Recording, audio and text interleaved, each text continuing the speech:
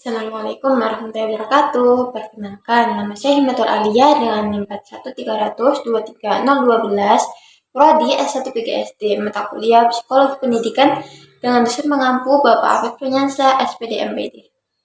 Pada kesempatan kali ini, saya akan membahas berkaitan dengan psikologi anak, apa yang harus dipahami oleh seorang guru sebelum mengajar, dan bagaimana cara mendiagnosa kesulitan belajar pada siswa sekolah dasar.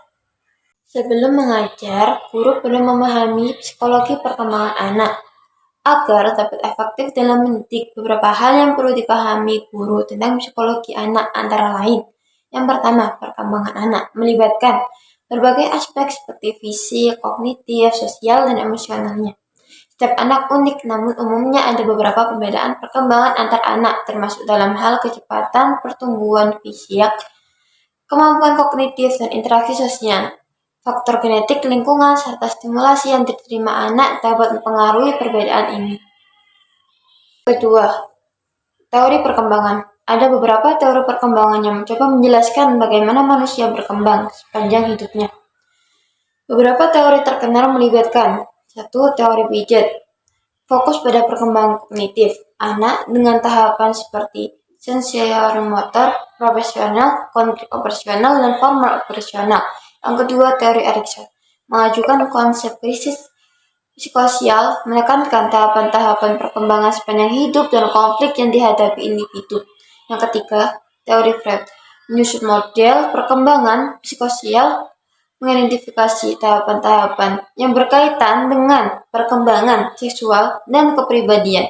Yang keempat, teori Kohberg fokus pada perkembangan moral dengan tahapan seperti pramoral, pro-konfesional, konfesional, dan post-konfesional. Tiap teori melibatkan wawasan unik tentang proses perkembangan dan seringkali faktor-faktor ini saling terkait. Diagnosa kesulitan belajar dapat dilakukan berbagai cara. Yang pertama, melakukan observasi kelas.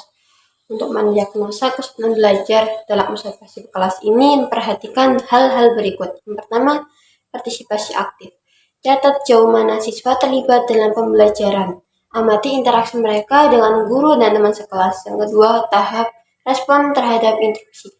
Perhatikan sejauh mana siswa dapat mengikuti petunjuk guru. Amati apakah mereka menunjukkan pemahaman atau kebingungan. Yang ketiga, kerjasama dengan teman. Amati apakah siswa dapat bekerja sama dengan teman sekelas. Identifikasi apakah ada siswa yang cenderung bekerja sendiri. Yang keempat, tingkat fokus.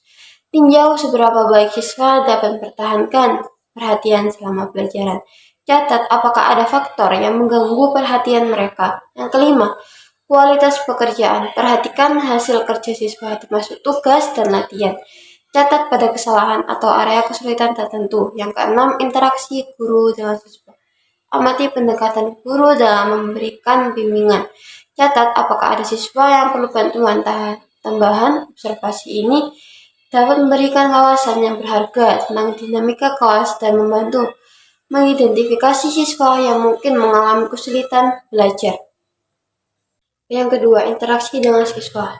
Dalam mendiagnosa kesulitan belajar melalui interaksi siswa, mempertimbangkan hal-hal berikut. Yang pertama, pertanyaan dan respon.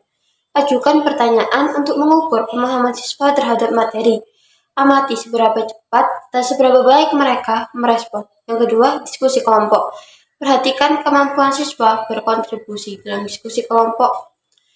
Tinjau sejauh mana mereka dapat mengerti pemikiran dan mendengarkan pandangan teman sekelas. Yang ketiga, kemampuan komunikasi. Evaluasi kemampuan siswa dalam menyampaikan ide atau pertanyaan. Catat apakah ada hambatan komunikasi yang mungkin mempengaruhi pemahaman mereka. Yang keempat, kerjasama tim. Amati bagaimana siswa bekerja sama dalam proyek tim. Identifikasi apakah ada masalah interpersonal atau ketidakcocokan dalam kelompok. Yang kelima, eksplorasi kepentingan. Diskusikan minat atau hobi siswa di luar kelas. Ketahui apa yang mereka nikmati dan apa yang mungkin menjadi sumber motivasi mereka. Yang keenam, respon terhadap umpan balik. Amati bagaimana siswa menanggapi umpan balik konstruktif Tinjau apakah mereka bersedia untuk memperbaiki kesalahan atau kurangnya pemahaman. Yang ketiga, evaluasi tugas dan ujian. Dalam mendiagnosa kesulitan belajar, evaluasi tugas dan ujian dapat memberikan wawasan yang penting. Berikut adalah beberapa aspek yang perlu diperhatikan. Yang pertama, kualitas pekerjaan. Tinjau hasil tugas dan ujian siswa secara keseluruhan.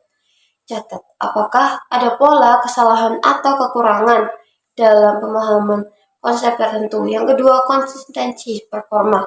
Amati konsistensi hasil pekerjaan siswa dari waktu ke waktu. Identifikasi apakah ada perbaikan atau penurunan yang signifikan. Yang ketiga, waktu pekerjaan. Catat lamanya waktu yang dibutuhkan siswa untuk menyelesaikan tugas atau ujian. Perhatikan apakah mereka kesulitan dalam mengelola waktu. Yang keempat, retroaktif guru. Tinjau umpan balik yang diberikan guru pada tugas dan ujian sebelumnya. Amati sejauh mana siswa dapat memahami dan memanfaatkan umpan balik tersebut. Yang kelima, ragam soal. Evaluasi berbagai jenis soal yang mungkin mencakup pemahaman, konseptual, aplikasi, dan analisis. Catat di mana siswa mungkin mengalami kesulitan lebih spesifik. Adalah tips apa yang harus dipahami oleh seorang guru sebelum mengajar dan cara mendiagnosa kesulitan belajar pada siswa sekolah dasar. Sekian dari saya. Wassalamualaikum warahmatullahi wabarakatuh.